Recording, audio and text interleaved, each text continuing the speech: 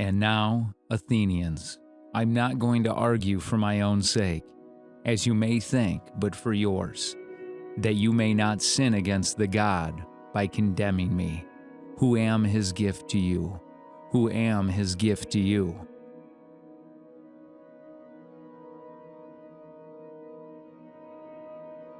I showed not in word only but in deed, that, if I may be allowed to use such an expression, I cared not a straw for death, and that my great and only care was lest I should do an unrighteous or unholy thing.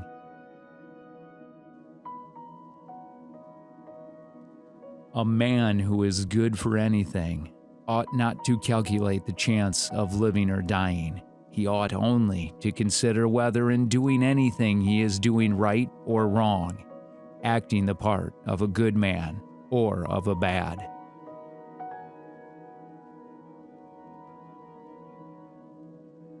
This, O men of Athens, is the truth and the whole truth.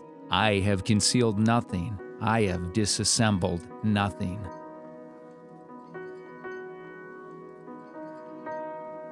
I am that gadfly which God has attached to the state, and all day long and in all places am always fastening upon you, arousing and persuading and reproaching you.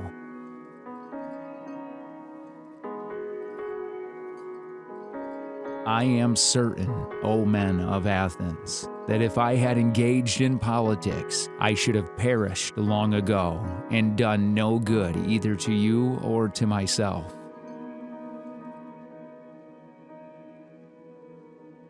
For the fear of death is indeed the pretense of wisdom, and not real wisdom, being a pretense of knowing the unknown, and no one knows whether death, which men in their fear apprehend to be the greatest evil, may not be the greatest good.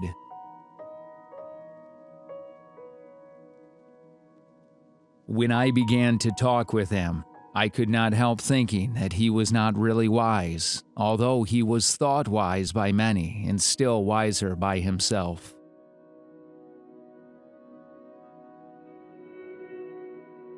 I tell you that virtue is not given by money, but that from virtue comes money and every other good of man, public as well as private.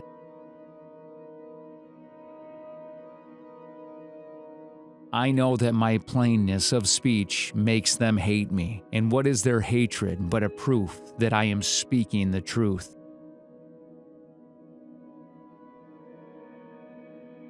The strong arm of that oppressive power did not frighten me into doing wrong.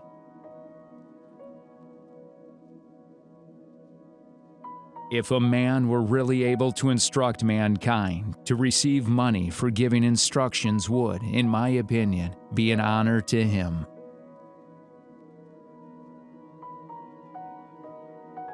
Then I knew that not by wisdom do poets write poetry, but by a sort of genius and inspiration.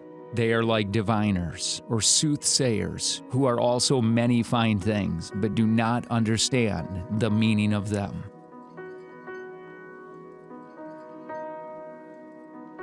I can give you convincing evidence of what I say, not words only, but what you value far more, actions.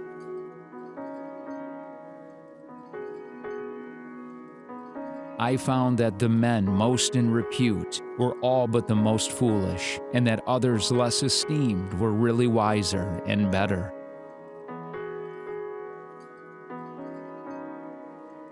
When he remembered his old habitation and the wisdom of the den and his fellow prisoners, do you not suppose that he would felicitate himself on the change and pity them?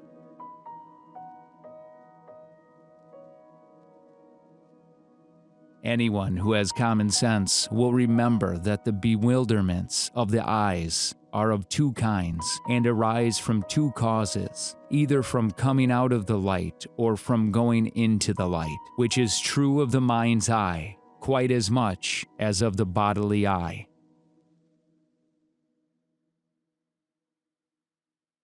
Wherefore each of you, when his turn comes, must go down to the general underground abode and get the habit of seeing in the dark.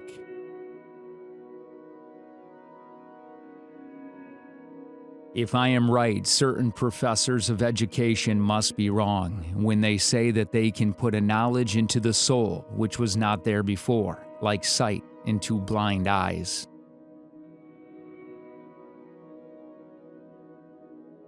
Will he not fancy that the shadows which he formerly saw are truer than the objects which are now shown to him?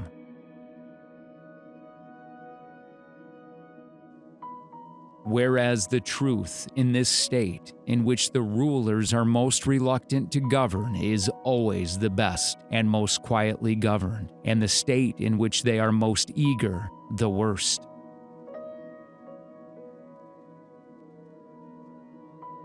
You have shown me a strange image, and they are strange prisoners.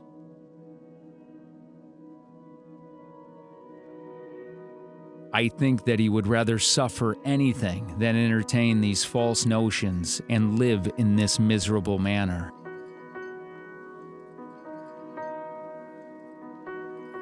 There will be no injustice in compelling our philosophers to have a care and providence of others.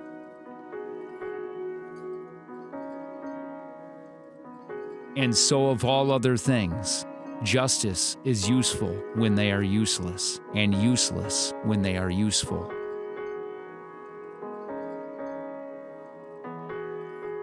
The man is wisest who, like Socrates, realizes that his wisdom is worthless.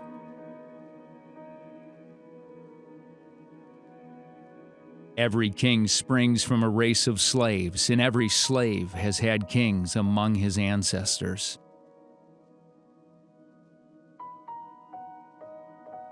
What is wholly real is wholly knowable, and what is utterly non-existent is completely unknowable.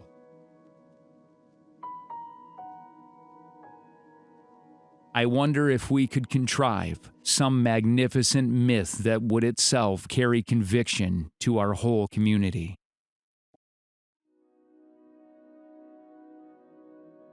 Our object in the construction of the state is the greatest happiness of the whole, and not that of any one class.